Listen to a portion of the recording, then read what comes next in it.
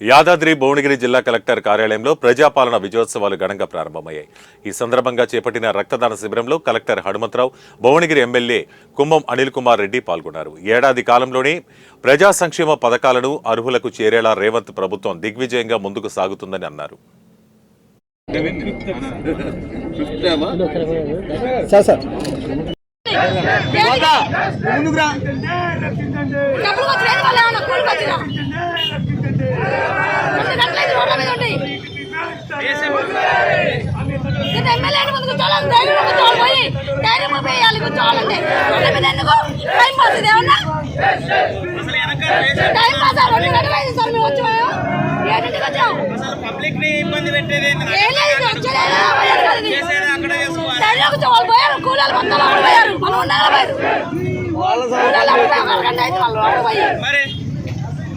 ప్రజాపాలనలో భాగంగా విజయోత్సవాలు